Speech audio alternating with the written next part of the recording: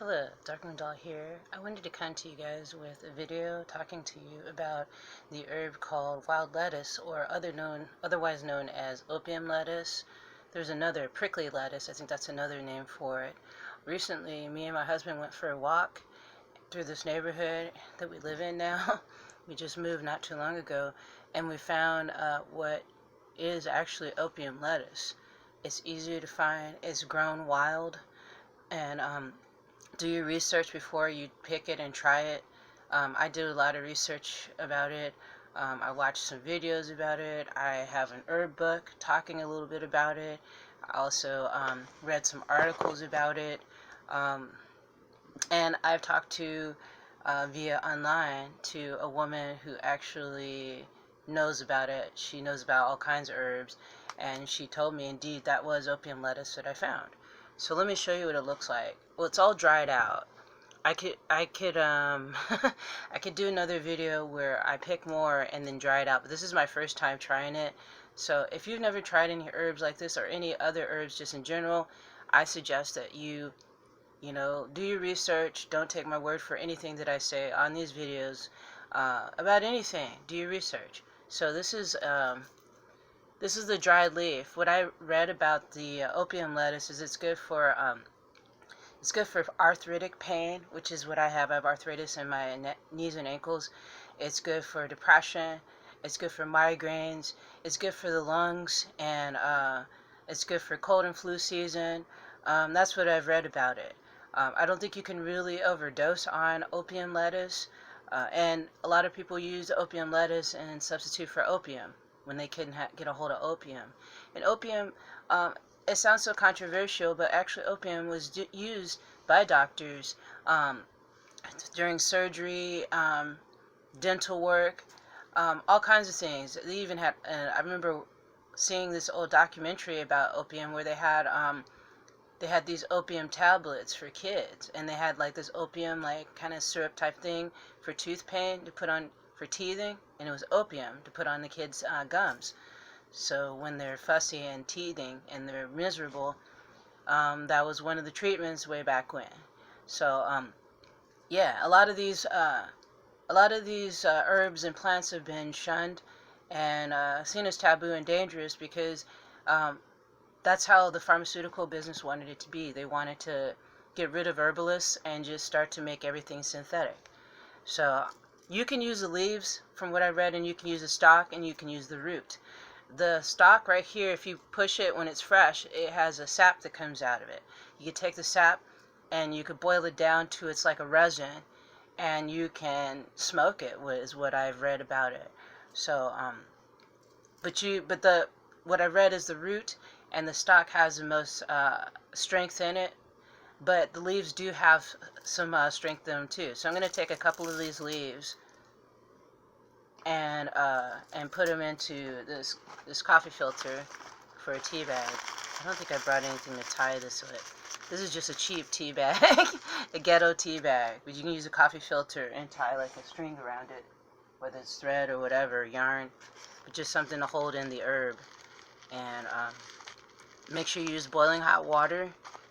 That'll infuse it better. I'm going to let it steep in the pot for a bit. You can let it steep in there for like 10 minutes. But it's my first time using it.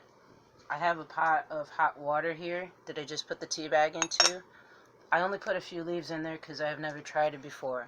So I'm going to let it steep for a little bit and talk a little bit more about it with you guys.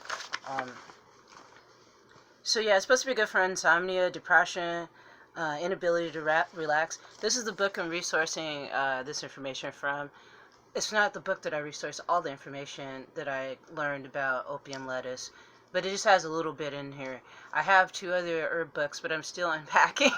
I get a ton of books. I'm still unpacking, so once I unpack it, I'll be able to look at my other herb books and see what they have to say about opium lettuce. But in here, in this book, it talks about using wild lettuce. They even talk about California poppy, but that's another video.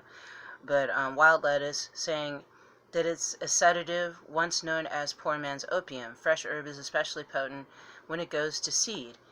Garden lettuce has a milder effect. So you could take the seeds, because there's little, what it is little yellow flowers next to it, kind of similar to the dandelion. But if you look at the dandelion green and the wild opium lettuce, you see there's a difference in the type of leaves that they have. So that's important to do, is to do your research and get some good photographs of the plant before you harvest it, so you know what it is you're harvesting, because there's so many plants that look the same. So but yeah, it was saying that you could take an infusion of it, which is tea, is what I'm about to do. You can make a tincture out of it. Now, how do you make a tincture? Most tinctures are alcohol based, so you could use like 100 proof alcohol, or like vodka or something like that. You steep the herb into the vodka or the alcohol that you choose, and you let it sit for a while until it is potent enough to consume as a tincture. And you can put a tincture in your tea. You can put the tincture on your tongue, or under your tongue. Yeah, I've used tinctures before when I used to work at a health food store, and now I don't use them as much because I don't have any. But my husband used to make a tincture that was really effective using cannabis. So yeah, these are really good, effective. This is supposed to be a really good, effective herb for this condition, for arthritis and joint pain. But like I said, there's so much more it does. So yeah, they're saying the fresh leaves can also be eaten in salads, just like dandelion greens. If you find dandelion greens fresh, look in your garden, you might see them. So I mean, you can prepare them into a salad. You can boil them and make a tea out of it. So yeah, I'll look forward to bringing forth some more videos like that about all these different herbs. So stay tuned for that. So I think my tea has steeped long enough. So let me grab my teacup and I'll be right back so I can pour it in there. Alright, I'm back with my teacup. So, see, I'm feeling it already. My ankle. I gotta decide to sit on the floor so you can see me better. Anyway, hopefully the sound is good on here too, because someone was upset about the sound. I'm sorry that the sound isn't good. I do the best I can. I just have this regular video camera phone, so the quality isn't going to be the greatest. So I apologize. Yeah, you can always, like somebody in the comment section suggested, you can always use headphones. I do have a softer voice than most people. I can get my voice really loud and all that, but that's just too taxing on me, on my heart too. So, yep. So here we go. Here's the tea. I'm going to pour it into my cup. Doesn't have much of a smell to it that I can tell. I only put 2 leaves of there in there, so we'll see what happens. See if I have to call 911. And I just spilled some hot ass fucking tea on my thigh. Oh my god. Okay, so bottoms up, everyone.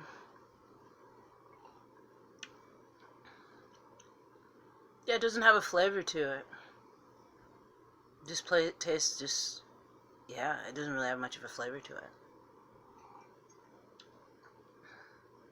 It's mild. It has like a kind of earthy taste to it. Oh, that does taste. It's feeling good though. Already. I'm feeling it already, guys. I am. I'm feeling this numbness. I was told. I was not told by somebody, but in a video that I watched yesterday, it was a short video. I need to look up the name of that guy on here on YouTube, and you can check it out yourself. It's a short little video, and he was talking about basically how to prepare it. But what was fascinating about what he was saying about opium lettuce is that he would only suggest to use it in emergencies, like you have a broken leg, or if you have extreme pain and you can't go to a doctor, or you don't want to go to a doctor, then opium lettuce is a good substitute it's a good alternative, healthier alternative than using prescripts, getting on Vicodin and all that other stuff. I did use Vicodin at one point in my life, and Vicodin is very addictive, so won't go there again, ever again. And I try to stay away from pharmaceuticals altogether and any kind of unnatural type of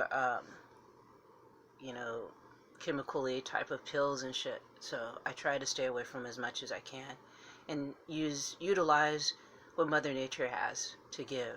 So yeah, I'm feeling the effects already, guys. Seriously, and I just had a few sips off of it. So and there's only 2 leaves of this opium lettuce in here. So yeah, I'm feeling it. So that's all I have today for you guys, because I don't think I can do much more after drinking those few sips of opium lettuce tea. Please do your research. Don't take my word for it. And go out. When I do another video, I'll show you what it looks like. Not all dried up, because it's kind of hard to tell what it looks like. There's a piece of thread on there. But it's, yeah, I'll get you a better photo of it next time around. And, yeah.